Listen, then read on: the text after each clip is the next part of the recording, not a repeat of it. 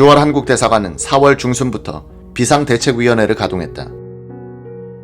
참석자는 김 대사 외에 공사 이대용, 무관 정순영, 정치참사관 이규수, 공보관 김기원 씨였다. 이 회의는 이 공사를 철수대책본부장으로 임명했다. 어느 날 정순영 무관이 월남군 총사령부에 갔다 오더니 이런 보고를 했다. 신문에 보면 전황이 시시각각으로 바뀌고 있는데 총사령부에 가보니 전투 서열이 변하지 않고 있습니다. 이는 월남군 총사령부의 현황판이 마비됐다는 의미, 즉 전쟁 수행 의지를 버렸다는 뜻이었다. 이 공사는 태우 대통령과는 미국에서 군사교육을 받을 때부터 아는 사이여서 사이공에서 고급 정보를 쉽게 수집했다. 그는 미국 CIA 사이공 지부장을 통해서도 많은 정보를 수집해와서 알려주었다. 4월 21일 저녁 김기원 공보관은 NHK 지국장으로부터 키신저와 레둑토가 4월 30일에 미국이 완전히 손을 떼는데 합의했다고 한다. 일본 대사관도 극히 일부만 남겨놓고 철수하고 있다는 이야기를 들었다. 다음날 대책회의에서 김 공사는 이 정보를 보고한 뒤 대사관의 직원을 더 줄이고 몸을 가볍게 한 뒤 만일의 사태에 대비하자고 말했다. 이 공사는 아직은 월남군이 건재하고 있으니 그럴 시기가 아니다 라고 반론했다고 한다. 두 사람의 견해가 맞서 결론을 내리지 못한 김 대사는 김 공보관에게 그 정보를 대사의 사신 형식으로 박 대통령에게 보고하도록 지시했다. 당시 아주국장 대리였던 공로명 전 외무장관도 본부에서부터 현지 외교관들이 월남 정세를 낙관적으로 보려는 경향이 있었다 라고 말했다. 월남을 잘 알수록 그 속에서 생활한 사람일수록 갑작스런 붕괴를 믿으려 하지 않는다는 것이다. 간밤에 두 해군 함정으로 교민을 태워보낸 다음날 4월 27일 날이 밝자 대사관 뜰로 한국인들이 몰려들었다. 어디서 나타나는지 보따리를 싸들고 와서 웅성거리고 있었다. 새로운 사태가 전개된 것이다. 4월에 들어서 월남의 재기가 불가능하다고 판단한 키신저 미 국무장관은 4월 18일 그레이엄 마틴 주월 미국 대사에게 미국인들과 월남인들의 철수를 서둘러 4월 22일까지 미국 공관원 수를 1250명까지 줄여놓으라고 지시했다. 이 수는 미국 대사관 뜰에서 항공모함까지 헬리콥터로 실어 나을 수 있는 1인분의 수송 인원이었다. 마틴 대사도 월남의 생존 가능성을 높게 보았다. 그는 월남군이 중부고원 지방을 내주고도 후방으로 물러나 저항선을 설정하여 버틸 수 있을 것이라고 생각했다. 월남 정부의 붕괴가 눈앞에 다가오자 마틴 대사는 사이공의 연립정부를 만들어 권력을 월맹 측에 이양하는 동안 많은 월남인들을 철수시킬 수 있는 시간을 벌 수 있다고 생각했다. 키신저 장관은 그런 판단은 월맹의 무자비한 행태를 잘 모르는 순진한 착각이라고 일축한 뒤 철수 작전을 서둘 것을 지시했다. 4월 14일 미국 상원 외교분과위원회 소속 의원 전원이 포드 대통령을 찾아왔다. 이런 일은 우드로 윌슨 대통령 시절 이후 처음이었다. 그들은 월남 사람들을 많이 구출해주기 위하여 미국인들의 철수를 소홀히 해서는 안 된다고 경고했다. 포드 대통령은 자신의 회고록에서 이렇게 전했다. 아이다호 출신 프랭크 처치 의원은 우리에게 충성했던 월남 사람들은 다 구출하려다가는 또 다른 큰 전쟁에 휘말려들지도 모른다고 했다. 나는 정중하게 그러나 단호하게 말했다. 와주셔서 감사합니다. 우리는 다만 며칠이라도 시간을 벌어야 합니다. 결정은 내가 합니다. 그 결과에 따른 책임도 내가 집니다. 인도 지나반도의 공산화를 막는다는 거대한 명분으로 월남전에 들어갔던 미국의 목표는 이제 미국인과 월남인의 철수를 위해 며칠간이나마 시간을 버는 것으로 줄어들었다. 월맹군이 주도권을 잡은 전쟁의 결과가 이런 수모를 강대국에 강요했다. 키신저는 4월 19일 워싱턴 주재 소련 대사 도브리닌을 통해서 포드 대통령의 구두 메시지를 문서로 정리하여 브레즈네프 서기장에게 전달한다. 요지는 미국인들과 친미 월남인들을 철수시키기 위해서는 휴전이 필요한데 중재를 좀 해달라는 것이었다. 포드는 필요하다면 티우 정권을 물러나게 할 수도 있다는 것을 암시했다.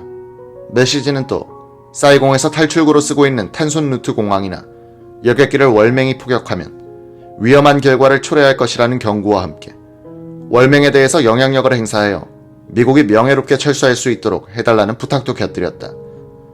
현 상황이 우리 양국의 관계를 위기에 빠뜨리지 않는 방식으로 또 미국인들이 다른 국제 문제를 보는 시각에 악영향을 끼치지 않는 방향으로 종결되기를 바란다.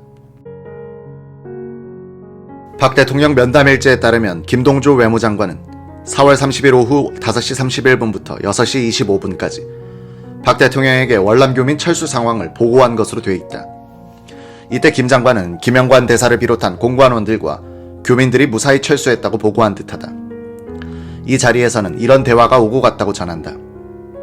박 대통령: 김 대사가 들어오거든 즉시 다른 곳에 대사로 내보내시오. 김 장관: 현재로서는 자리가 나지 않습니다.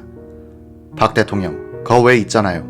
한병기를 불러들이고 그쪽으로 보내면 되지 않소. 마침 그 하루 전에 박 대통령은 일식 귀국한 사위 한병기 대사를 청와대로 불러 저녁 식사를 함께 했었다. 다음날 이대용 공사가 주월 일본 대사관에서 김동조 외무장관 앞으로 보낸 구출 요청 전문이 박 대통령에게 보고됐다. 화가 난 대통령은 김 대사의 귀임 인사를 받지 않았다. 김 대사는 도의적 책임을 지고 대사직을 사임했다. 박 대통령은 이대용 공사 일행을 구출해 올 것을 정보부 등 관계기관에 강력히 지시한다. 미국 대사관을 통한 철수 작전을 현장에서 지휘한 것은 마틴 대사였고, 이를 워싱턴에서 감독한 것은 키신저 국무장관이었다.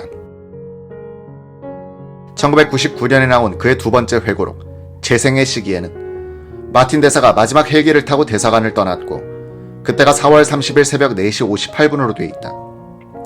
이때 워싱턴에 긴급 보고가 들어왔다. 미 대사관 철수 작전을 통제하던 미 해병 구상륙 여단의 병력 129명이 남아있다는 것이었다. 다시 헬기가 투입됐다. 이 해병대까지 대사관 옥상을 통해 철수한 2시간 뒤에 월맹군이 사이공 시내에 들어왔다는 것이 키신저의 기록이다. 키신저는 이 회고록을 쓸 때까지도 수백 명의 한국인과 월남 사람들이 마지막 철수 헬기를 타지 못했다는 사실을 몰랐다고 한다. 케이블 TV 프로그램에서 잘생긴 대령이 우리는 대사관 뜰에 400명의 베트남 친구들을 남겨놓고 떠났다고 증언하는 것을 보고서 키신저는 그 대령을 수소문했다. 그는 육군 대학에서 근무하고 있었다. 키신저는 회고록에서 이런 요지로 설명했다. 나는 아직도 그 사태를 이해할 수 없다. 나는 19번째 마지막 헬기에 마틴 대사가 탔다는 보고를 받았고 이것으로 철수가 완료된 줄 알았다. 누군가가 대사관 출입문을 열어줘 다른 그룹의 사람들이 들어와 당초 철수 예정 인원을 초과한 것이 아닌가 추측할 뿐이다. 키신저는 회고록에서 월남 정부가 망한 뒤에 친공 세력과 베트공이 사라져버린 점을 강조했다. 민 대통령과 강요들은 전원 체포되고 사라졌다. 서방 세계에서 월남 민주연합 정부의 중심이 되어야 할 세력으로 선전됐던 베트공도 민 대통령과 함께 사라졌다. 통일 이후 월남 지역에 대한 자치권은 전혀 주어지지 않았다. 월맹의 선전술에 속았든지 자신들의 위선에 스스로 넘어갔든지 세계 언론은 월남전에 대해 큰 오보를 했다. 기자들은 베트공이 월남에서 자생한 반독재 민주화 세력이란 선전을 믿었다. 이 베트공이 월맹의 지휘를 받고 있었고 나중에는 14만 명의 월맹군이 내려와 베트공 부대를 장악했으며 70% 이상의 병력이 월맹 군인이었다는 점을 미국 언론은 제대로 보도하지 않았다. 1975년 4월 30일 월맹 탱크가 사이공의 월남 대통령 관저인 독립군 철문을 부수고 들어가 월맹 깃발을 올리고 있을 때 박정희 대통령은 중앙청에서 수출 진흥 확대 회의를 주재하고 있었다. 그는 이 자리에서 이렇게 말했다. 월남이 무조건 항복하는 과정을 똑똑히 목격했을 줄 압니다. 그동안 월남에서 반정부 운동을 하던 인사들이 지금 피란길을 걸으면서 과연 무엇을 생각하고 있는지 궁금합니다. 공산군은 처음에는 티우 대통령만 물러나면 모든 것이 해결된다고 하더니 후임인 홍 대통령도 물러나라고 했고 그런 뒤 민 대통령이 들어서자 그와는 협상을 하지 않겠다고 했습니다. 월남의 반정부 인사들이 공산주의자가 아니라면 지금 피란길을 걷고 있으면서 그들 자신의 행동을 반성하고 있는지 어떤지 궁금합니다. 앞으로 공산치하에서 그 반정부 인사들이 지금까지 했던 인권과 자유를 달라는 그 주장을 계속할 수 있을지 주의 깊게 지켜봅시다. 이날 밤 박정희 대통령은 비장한 일기를 남겼다. 월남공화국이 공산군에게 무조건 항복. 참으로 비통함을 금할 수 없다. 한때 우리 젊은이들이 파병되어 월남 국민들의 자유수호를 위하여 8년간이나 싸워서 그들을 도왔다. 연 파병수 30만 명. 이제 그 나라는 멸망하고 월남공화국이란 이름은 지도상에서 지워지고 말았다.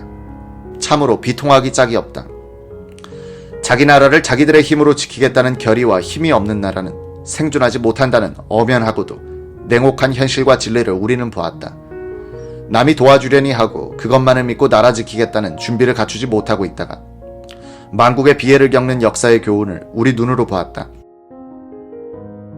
조국과 민족과 나 자신을 지키기 위해서는 여하한 희생도 불사하겠다는 결의와 힘을 배양하지 않으면 만국하고 난 연후에 아무리 후회해봤자 후회 막급일 것이다. 충무공의 말씀대로 필사즉생, 필생즉사다. 이 강사는 조상들이 과거 수천 년 동안 영고성세를 다 겪으면서 지켜오며 이룩한 조상의 나라다. 조국이다. 우리가 살다가 이 땅에 묻혀야 하고 길이길이 우리의 후손들에게 물려주어서 지켜가도록 해야 할 소중한 땅이다. 영원히 이 세상이 끝나는 그날까지 지켜가야 한다. 저 무지막지한 붉은 오랑캐들에게 더럽혀서는 결코 안 된다. 지키지 못하는 날에는 다 죽어야 한다. 죽음을 각오한다면 결코 못 지킬 리 없으리라. 5월 2일 국무회의에서도 박 대통령은 안보 위기를 이야기했다. 동서고금의 역사를 뒤돌아보면 한 나라의 흥망성쇠는 거의 비슷한 과정을 밟았다는 것을 알 수 있습니다. 건국 초기에는 국민들의 사기가 왕성하고 건설에 대한 의욕이 높아 외적의 위협이 있더라도 능히 이를 격퇴할 수 있으나 위협이 없어지면 국민이 방심하여 사치해지고 그 같은 사치가 만성화될 때 쇠잔의 길을 걸었습니다. 지금 우리 눈앞에는 위기가 도사리고 있습니다. 침략자의 뜻이 성취될 경우 우리 민족사의 반전을 초래할 비극적인 결과를 가져올 것이기에 무슨 일이 있더라도 우리는 이를 극복해야겠습니다. 4월 30일 월맹근 탱크가 사이공의 독립군 철문을 밀어버리고 진입함으로써 월남전이 종결되고 인도 진화반도의 적화가 현실화되자 다음 차례는 한반도가 아닌가 하는 불안감이 국민들 머리 위로 깔렸다. 5월 13일 월남 교민들을 태운 두 척의 해군 LST가 부산항에 들어왔다. 이날 오후 박 대통령은 계엄령에 준하는 긴급조치 9호를 선포한다. 그는 이로써 일체의 반정부 운동에 종지부를 찍으려고 했다. 긴급조치 9호 시대가 열린 것이다. 9호가 금지한 행위는 유언비어 유포에서부터 유신헌법 부정 반대 선동 왜곡 행위와 학생들의 정치적 집회 및 시위에 이르기까지 일체의 반정부 활동이었다. 국회의원이 한 발언은 면책이 되지만 이를 보도하거나 전파한 행위는 처벌할 수 있게 했다. 이 조치를 위반한 자에 대해서는 영장 없이도 체포, 구금할 수 있다고 했다. 박 대통령은 선포에 즈음한 특별담화에서 북한 공산 집단이 작금의 비극적인 인지 사태에 편승하여 남침이 가능하다고 오판할 우려가 증대됐다. 미중유의 난국에 처해서 국민 각자가 해야 할 일은 불필요한 국력 낭비와 국론 분열, 그리고 국민 총화를 저해하는 일체 행위에 종지부를 찍는 일이다 라고 말했다. 이 조치에 대한 야당의 반대는 보도조차 될 수 없었다. 여론도 조용했다. 박 대통령은 월남 사태로 야기된 안보 위기를 반대 세력을 잠재우는 데 이용했다. 그 효과는 1979년 초까지 갔다.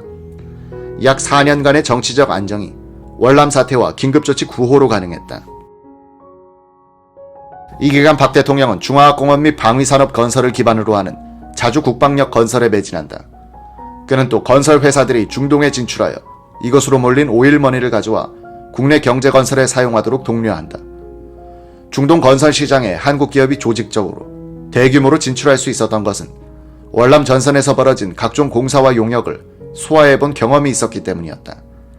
한국인 최초의 집단적 해외 진출이었던 월남전은 끝났으나 거기서 배태된 한국인의 조직력과 야성이 또 다른 활동 무대를 만든 셈이었다.